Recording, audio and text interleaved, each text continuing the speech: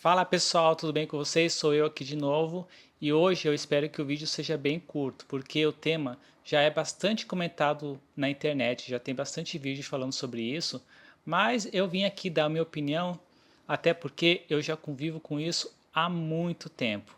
Hoje a gente vai falar sobre o TDAH. Então, gente, como é que foi descobrir o TDAH? Acho que assim como algumas pessoas, não sei se é, são muitas pessoas, eu tenho a impressão que eu acho que a gente descobre mais esse problema quando você ainda é criança, né? Mas para algumas pessoas a gente acaba descobrindo já quando você já tem uma certa idade, você já é mais maduro e tal, que fala do TDAH em adultos, né? O que que acontece? Há 5, 6 anos atrás, eu estava fazendo tratamento para depressão, ansiedade e depressão. Estava fazendo terapia, né? E já fazia algum bom tempo que eu estava fazendo terapia. E nesse processo terapêutico, a minha psicóloga, ela foi notando alguns padrões de comportamento, algumas situações, algumas coisas que vinha vivenciando, né? Alguns vícios de comportamento que eu repetia com certa frequência, e ela foi suspeitando que isso poderia estar relacionado a um transtorno de déficit de atenção, transtorno de déficit de atenção. E aí ela, né, encaminhou isso para minha psiquiatra na época que eu estava fazendo e pediu para a gente fazer um teste, fazer uma avaliação para ver se eu tinha algum grau de déficit de atenção. A psicóloga me encaminhou um teste e eu fui realizar esse teste, né? Eram várias perguntas e isso relacionado com o meu histórico, né? E nesse teste deu que para mim deu 90 tantos por cento assim, tipo, foi mais de 90% para transtorno de déficit de atenção e assim um valor muito baixo para hiperatividade, coisa tipo assim, sei lá, 10% de hiperatividade. Então eu sou uma pessoa que o pessoal até classificaria não tanto com TDAH, mas sim como TDA, que é praticamente só transtorno de déficit de atenção. Quando você tipo já é uma pessoa adulta, uma pessoa mais madura, uma pessoa já com maturidade, você convive com o problema por muito tempo, sem saber que tem esse problema, né? Achando que é só cansaço, só preguiça, só falta de foco, e você acaba se acostumando com isso, achando que é mania sua. Né? E aí você tipo não sabe que o teu potencial de fazer outras coisas, você deixa de pensar que você acaba se acostumando com o problema, né? E nem percebe que isso é um problema, você acha que você é desse jeito. Então, quando eu comecei a fazer o tratamento, que a médica, a psiquiatra, ela me receitou a Ritalina. Ela começou com uma dosagem bem baixa, assim, uma dosagem tipo assim, quase que infantil. E, gente, na hora que começou o tratamento, foi como se tivesse acendido uma luz. Tipo, apertou lá o interruptor e pá! Tipo, nossa, eu consigo fazer isso, tipo, eu consigo organizar as ideias da minha cabeça, consigo fazer tal coisa. Tipo assim, é uma outra pessoa que eu não conhecia. Nunca tinha visto esse meu lado, sabe? É uma mudança muito drástica, uma mudança tipo da água pro vinho mesmo. Você começa a fazer as coisas, você começa a organizar, suas ideias ficam mais claras, tipo, tudo muda completamente. Então, é muito perceptível. E é por isso que eu não venho na internet romantizar quem tem problema mental, né? No meu caso, tipo, o TDAH, tipo, eu não romantizo, porque quem sofre de TDAH, sofre muito. Eu sou uma pessoa que tenho muitas dificuldades que vocês nem imaginam. A questão é que eu sou uma pessoa que já me acostumei tanto a lidar com o meu problema que eu consigo disfarçar muito bem. Então eu comecei tipo fazer o tratamento de TDAH. Quais são os sintomas? Tipo assim, eu acho que posso ter TDAH. Eu acho que pode ser que eu tenha isso e tal. Porque eu vi na internet um vídeo de uma pessoa falando, etc, etc, etc. A melhor forma de você saber se tem TDAH é conversando com o teu psicólogo para ele avaliar seu histórico, né? E depois com o seu psiquiatra, né? Que eles vão fazer uma avaliação junto, eles vão aplicar um teste em você e de acordo com o seu histórico, né? Eles vão determinar. Você tem que entender mais ou menos como é que funciona a cabeça da pessoa que tem TDAH. A pessoa que tem TDAH, ela tem muita falta de dopamina no cérebro, que é aquele hormônio que dá a sensação de prazer, tipo bem-estar, etc. E essa falta de dopamina, ela geralmente acaba desencadeando muitos problemas, outros problemas, que é, por exemplo, o cansaço, a falta de interesse, o desânimo, a autoestima. Então, geralmente fica muito semelhante a uma pessoa que tem depressão, e porque meio que desencadeia nisso. Então, geralmente comigo foi mais ou menos assim que funcionou. Então, tipo, eu tinha TDAH, eu tava passando por um momento muito ruim, a falta de dopamina desencadeou, digamos, também uma depressão na época. Então, eu tive que tratar a depressão e tratando depressão, ansiedade, a gente descobriu que era resultado porque eu tinha TDAH. Como o nosso cérebro é muito complexo, a gente sempre está muito ligado a estímulos, né? E estímulos rápidos, aqueles picos de dopamina que você recebe. Porque a gente não produz tanta dopamina como pessoas que normalmente deveriam produzir. Então a gente sempre está buscando esses picos de dopamina. Por isso que é muito comum relacionar a pessoa que tem TDAH com pessoas que ficam muito tempo no celular e não conseguem prestar atenção, porque é o que o nosso cérebro busca para querer aquela dopamina rápida, né? Já que a gente está na falta.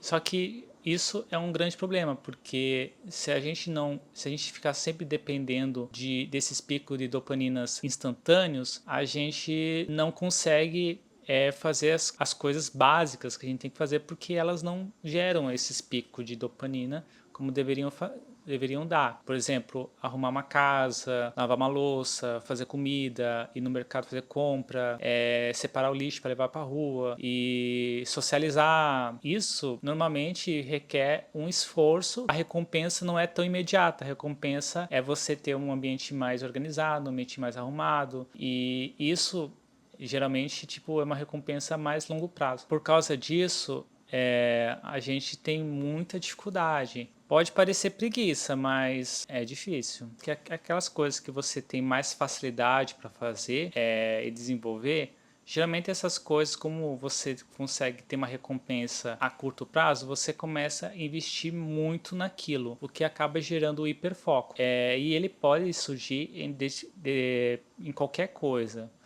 Por exemplo, tinha uma época, antes de ser diagnosticado de TDAH, antes de fazer qualquer tipo de tratamento, eu gostava muito de escrever, gostava muito de criar histórias e tal. E teve um momento assim na minha vida que eu estava construindo uma história de fantasia e eu fiquei tão hiperfocado nisso que minha casa, sabe, se transformou num laboratório de escrita, porque eu nem ia digitar no computador lá, escrever bonitinho. Eu literalmente pegava folhas de papel, manuscrito, ia lá e escrevia. Se algum dia vocês conhecerem a minha mãe e tiverem a oportunidade de conversar com ela, pode perguntar para ela sobre isso, que ela vai contar com mais detalhes. Vamos lá, eu tinha lá em torno de meus 20 anos, aproximadamente.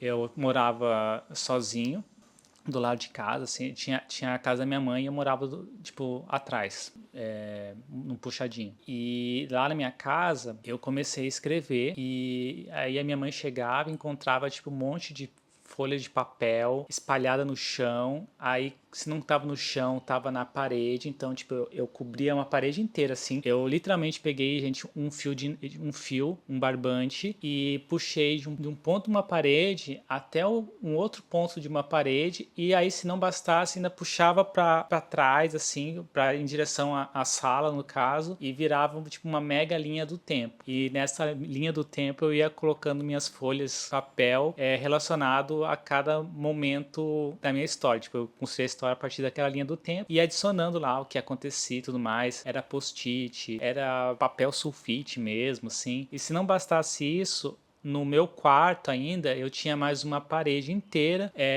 com vários post-it e assim, gente, post-it nem sempre gruda. Então eu pegava, o durex e pegava o durex e grudava o durex no post-it e grudava na parede com música e temas musicais que eu queria que tivesse inserido, né? Que era pra ser a minha série, meu filme, era pra ser, tava ali tudo montado na minha parede toda. Foi um processo, assim, que foi trabalhoso, assim, mas foi que eu ativei meu hiperfoco. Foi uma coisa que saiu do controle, uma coisa, assim, que quem vê achava que eu era maluco. A minha mãe, ela pode contar melhor os detalhes do que como tava desenhando. Porque eu desenhava, gente, literalmente desenhava e escrevia no papel e colocava na parede. Virou uma parede inteira, assim.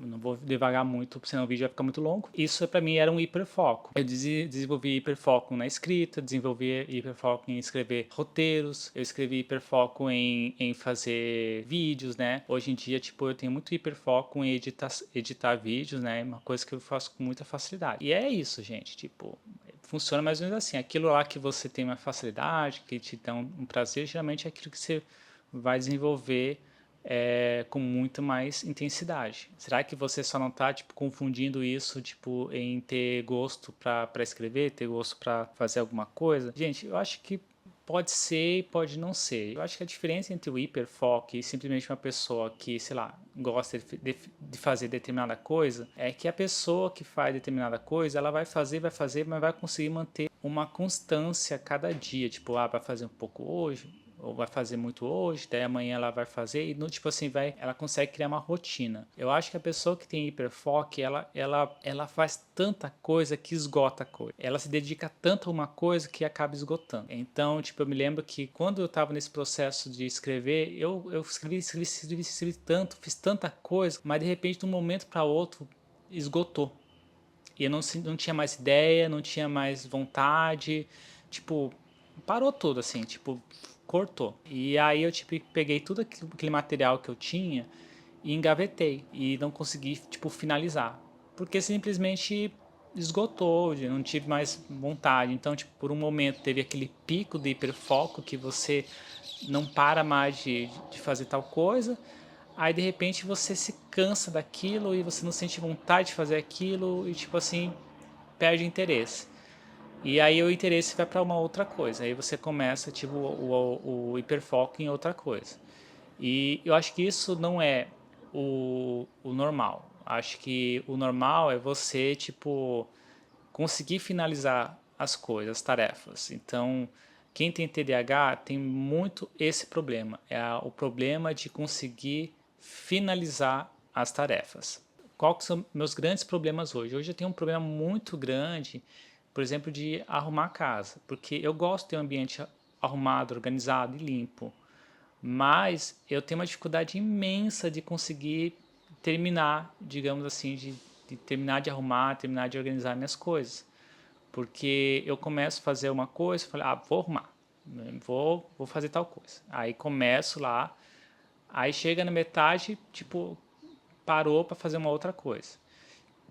Aí começa a fazer outra coisa, aí para e começa a fazer outra coisa. E vai fazendo assim, isso.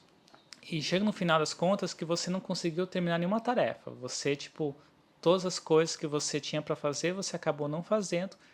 Aí você fica cansado, aí você quer, tipo, descansar, e daí quando você vê já é outro dia, aí começa o ciclo de novo. Então, por exemplo, eu moro hoje, tipo, numa kitnet de 20 metros quadrados, é muito pequeno, gente, é muito pequeno. E mesmo assim, eu tenho uma dificuldade imensa de conseguir organizar minhas coisas, de arrumar minhas coisas. Por mais pequeno que seja, tipo, eu tenho que me organizar, me planejar, e assim tipo, isso é para tudo. Gente, tipo, é uma casa muito pequena, tipo, você poderia deixar organizada ela todos os dias, mas comigo eu tenho muita dificuldade de organizar, de arrumar e etc. Um outro sintoma muito frequente para quem tem DH é esquecer das coisas, porque não sei exatamente explicar por que tipo, que isso acontece, mas a gente tem é muito comum a gente acabar esquecendo. Acho que é porque a gente troca muito de funções ao longo do dia. A gente começa a fazer uma coisa, depois deixa de fazer outra coisa e depois a gente acaba esquecendo mesmo. Mas a gente tem uma frequência muito grande em esquecer coisas. E o medicamento, gente? Então, existem alguns medicamentos para quem tem TDAH. Como eu falei, você tem que ver com o seu psiquiatra, ver qual que é o melhor tratamento para você, né? Porque existem vários graus de TDAH, TDAH. Comigo, eu comecei a tomar tipo, uma dosagem bem baixa no começo, né? O corpo ir se acostumando, porque o remédio é faixa preta. Eu tomava Ritalina, né? Deveria estar tomando Ritalina. E no final, a última vez que eu estive com minha psiquiatra, ela tinha me receitado uma caixinha de 40 miligramas de Ritalina e uma caixinha de 10 miligramas de Ritalina. E, gente, Ritalina é distribuído a dosagem de 10 miligramas no SUS. Só que 10 miligramas é uma dosagem praticamente infantil. Então, só para crianças, praticamente, o SUS libera a Ritalina. Então, se você toma uma dosagem um pouco maior, você vai ter que comprar o medicamento. Eu, por exemplo, para comprar uma caixinha de 40 miligramas, eu vou deixar aqui, mais ou menos aqui, quanto que custa aproximadamente em umas farmácias, as mais populares que existem. Mas não é um medicamento tão barato, né? Qualquer medicamento que é para uso mental, ele tem um preço um pouquinho mais elevado. Então, eu teria que tomar 50 miligramas de Ritalina. Aí a pessoa vai perguntar, mas você tem que tomar 50 miligramas de Ritalina, por que você não pega 5 caixas de Ritalina pelo SUS, já que é distribuído de 10 miligramas? Eu já fiz essa pergunta para minha psiquiatra e ela me explicou e eu vou tentar explicar para vocês. Espero que vocês consigam entender. Os medicamentos, as miligramas dele, eles têm um tempo de ação no organismo, na velocidade que ele vai agir no seu corpo e no tempo que ele vai permanecer no seu corpo.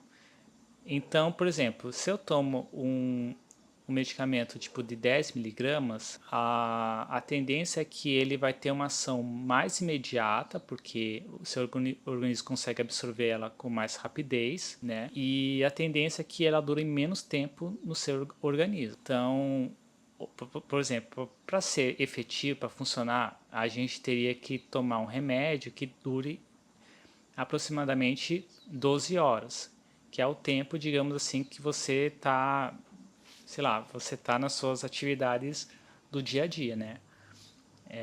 Tanto é que minha psiquiatra ela perguntava se eu era mais ativo de dia ou era mais ativo à noite, que eu fazia as coisas. Então eu falava, eu preciso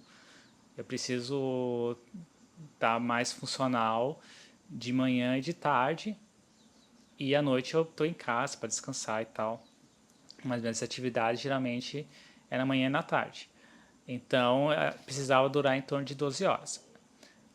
Então, o medicamento lá de 10 miligramas, no começo, foi muito bom por causa que meu organismo ele não estava habituado, não estava acostumado. E aí ele conseguiu absorver rapidamente, mas o período que ele permanecia, o efeito dele, era muito baixo. E a gente precisa que ele tipo dure mais tempo no organismo. Então, a gente teria que pegar uma dosagem maior. Para mim, como eu sou uma pessoa adulta, tenho um metabolismo maior do que de uma criança pequenininha. Quando digo metabolismo é porque tem mais, sou maior, né? Sou mais grande, sou maior. Então, teria que aumentar a miligrama. Aí, se eu tomasse, tipo, sei lá, 5 comprimidos de uma vez só, tipo, eles iam todos agir de uma vez só, por causa que o corpo ia absorver eles, tem mais área de contato, né? O corpo ia absorver mais eles, então ia tipo ter uma superdosagem em um determinado momento, e ele não ia durar tipo o dia todo, tipo, ia durar ali no máximo, sei lá, 1 hora, e depois já ia passar o efeito. Claro que tem a questão da superdosagem também, que poderia ser uma coisa muito prejudicial. Se eu tomasse tipo de hora em hora, eu teria que repetir o processo várias vezes durante o dia. Eu teria que tomar tipo agora, daqui daí 1 hora teria que tomar outro, daqui 1 hora teria que tomar outro, daqui 1 hora tomar outro. Também não é uma coisa muito efetiva.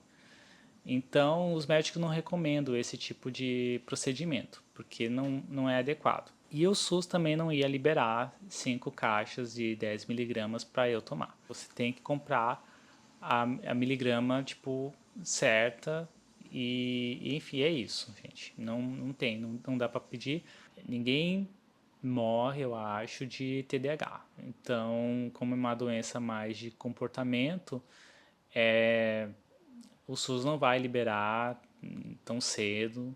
Então, vai ter que aceitar que para você resolver esse problema, por mais ruim que seja a sua vida, você vai ter que custear ele. Tirando algumas exceções que algumas pessoas têm um grau muito elevado de TDAH, ao ponto assim que não consigam fazer nada.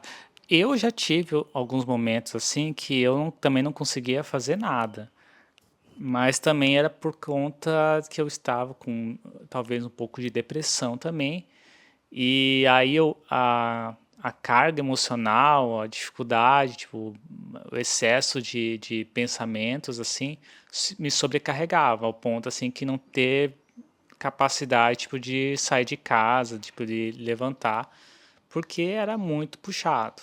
Falando isso, tem mais um outro sintoma que eu acho que é muito importante também para quem tem TDAH, que é o excesso de pensamentos. Tipo assim, como a gente não consegue focar as ideias em determinada coisa, a nosso cérebro acaba ficando algumas vezes sobrecarregado, porque você começa a pensar em determinada coisa, depois começa a pensar em outra coisa, começa a pensar em outra coisa, em outra coisa, em outra coisa, e vai virando um acúmulo de coisas. É um excesso de pensamentos, é um excesso de informações, é um excesso de, de coisas que você não consegue filtrar na sua mente e de repente tua mente tá uma bagunça. Parece que, sabe aquele meme lá, que o que passa na cabeça da pessoa, daí começa a aparecer um monte de coisas que passa na internet, tipo.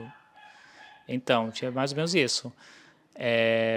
Algumas pessoas têm esse excesso de informações passando na cabeça e isso causa um cansaço mental muito elevado, muito grande, porque o cérebro não consegue filtrar as informações e focar naquilo que realmente importa.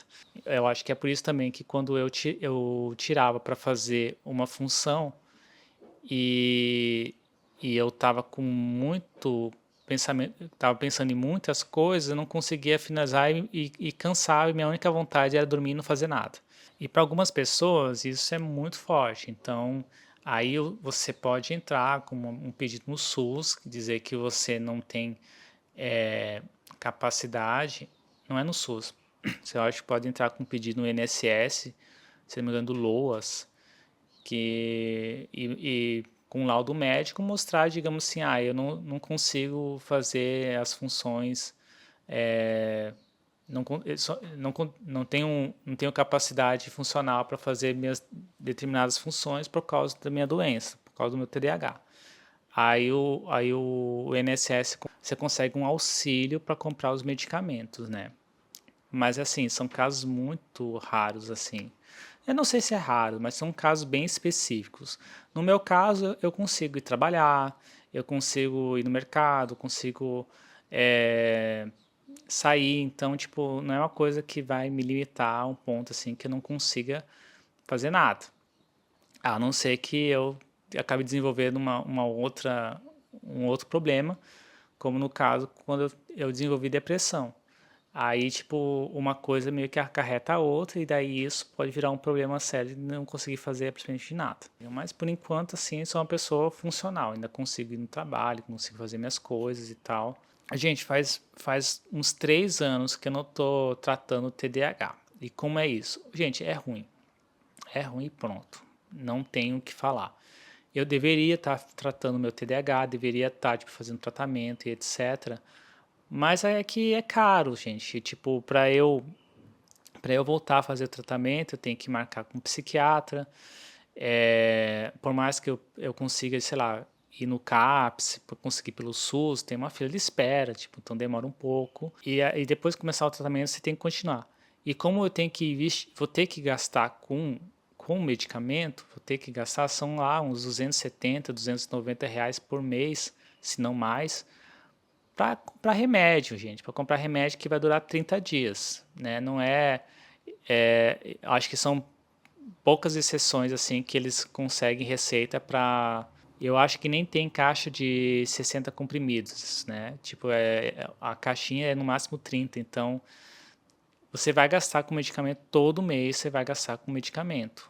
Gente, para mim, R$ 300 por mês faz muita diferença e, assim, tipo, ou eu compro medicamento ou eu como, porque não tenho outro auxílio, né? Não ganho um auxílio para medicação, então sai do nosso bolso e assim O dia que eu tiver R$ 300 para poder comprar e fazer o tratamento lá, eu com certeza vou fazer, mas no momento eu não consigo, né? Então tem que continuar aí, né? Tem que ir me virando.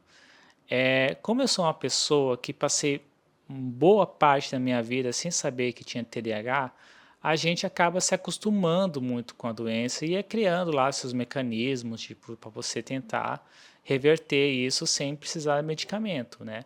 Mas é mais uma questão de costume do que uma questão, digamos assim, de não fazer diferença, sabe? Porque realmente a gente passa por muitos problemas, assim.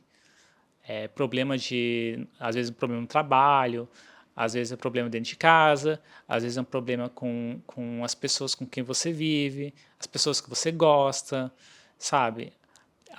A gente também tem um problema muito sério nos relacionamentos, porque tem que ter muita paciência, gente.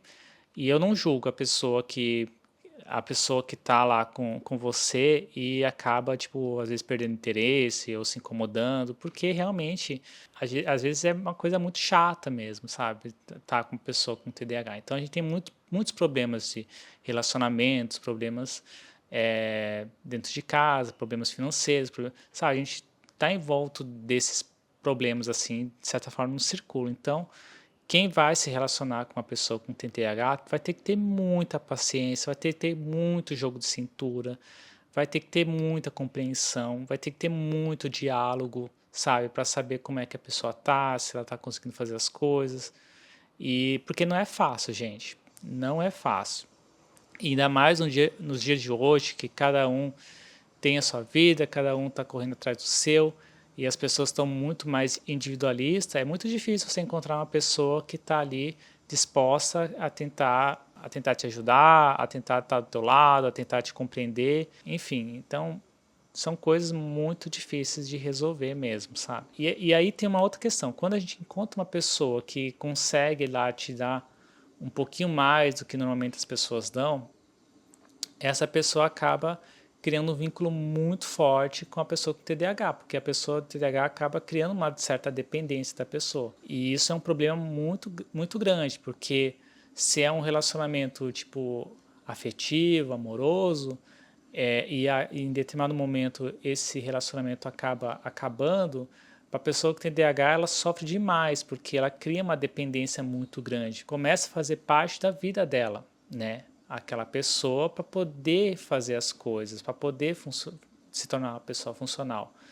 Muitas das áreas, digamos assim, que te faltava dopamina, que você conseguia desenvolver das coisas, muitas vezes acaba surgindo através de um companheiro, através de um parceiro. A tendência, muitas vezes, a pessoa não fazer o tratamento através da medicação, porque achar que a outra pessoa está suprindo esse papel.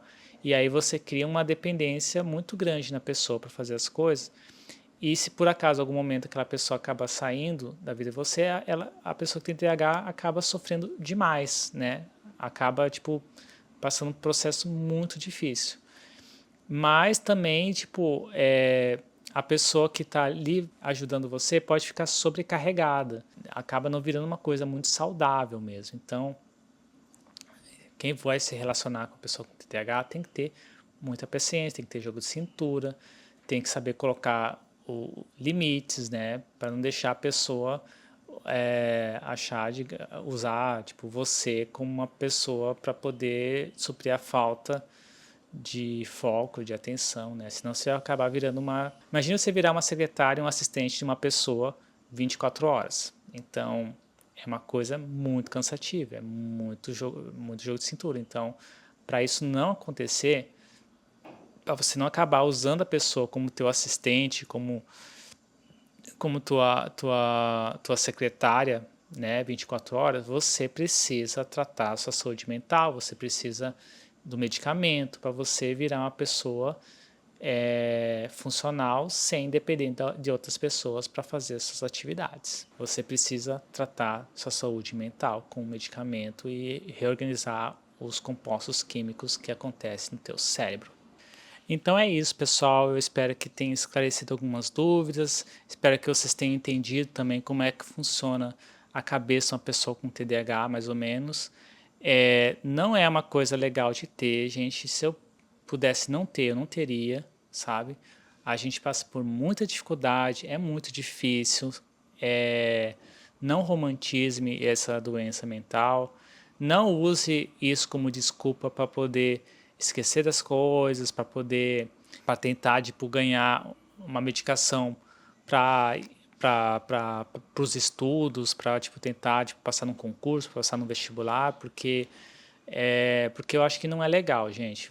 Se você é uma pessoa saudável, você é uma pessoa tipo, que não tem esse problema, então, tipo, sabe, você tem um privilégio muito grande, você não faz ideia. Quem tem esse problema, procure ajuda, procure meios. Eu, por exemplo, eu sou uma pessoa que não estou fazendo tratamento. Mas como eu convivi com esse problema por muito tempo, eu criei mecanismos para poder conseguir, teoricamente, mascarar esse problema. Então, eu tento, tipo, me organizar, tipo, colocar post-it para me lembrar das coisas, escrever, colocar lembrete na agenda, criar rotinas, escrever rotinas do que preciso fazer. Que mais? Nos relacionamentos, eu tento estar mais presente quando eu posso e não exigir muito das pessoas para elas não se apegarem demais. Então, isso eu acho que vai ser assunto para um outro vídeo de como os relacionamentos de uma pessoa TDAH acabam afetando a gente. Mas eu criei mecanismos para poder driblar isso, mas tipo assim, eu não sou uma pessoa que tá feliz, sabe? Não sou uma pessoa que tá 100% feliz, sempre funcional, sempre tipo, não tô me doando 100%, porque eu não faço tratamento. Eu deveria fazer tratamento para poder ser uma pessoa com mais condições. Eu devia estar fazendo tratamento, eu sei que isso é muito importante, mas eu não faço hoje porque não tenho condições financeiras, né? Você que tem essas condições, vá atrás, procure. Se você não tem condições, procure meios, procure saber mais sobre seus problemas, saber onde que são suas falhas, o que você pode tentar fazer para tentar dar uma mascarada nelas, porque os problemas não vão sair. Gente, quem tem TDAH vai ser TDAH para o resto da vida, né? Não tem que você faça, não tem, sabe, não tem terapia lá comportamental que faça você não ter mais TDAH, sabe? Esse negócio de você tem que criar um mindset na sua mente, focar, treinar teu cérebro, etc, etc. Gente, não funciona. Quem tem TDAH é química, é medicamento. Você tem que tomar medicamento e o problema vai continuar lá o resto da sua vida. Quem é menor, quem é criança, eu acredito que seja até talvez mais fácil de você analisar o comportamento dela e ir atrás do profissional. E eu acho que quanto mais cedo você descobrir isso, mais você vai conseguir tratar isso ao longo do tempo. E talvez a um ponto assim que nem precisar tipo, de uma medicação tão forte para tratar, porque daí o corpo já está ali no processo já acostumado e tal a metabolizar os compostos, né, ali do medicamento. Então, eu, por exemplo, eu tenho um sobrinho que foi diagnosticado com TDAH também. Então, ele já está no processo lá, ele toma medicação e etc. E eu estou vendo que eu acho que funciona assim, sabe? Eu acho que está fazendo efeito, sim. Mas é isso, gente. Gente, é isso. Espero que tenham gostado do vídeo de hoje. Foi um vídeo mais informativo. Mas eu vou ficando por aqui. Um beijo bem forte e até o próximo vídeo.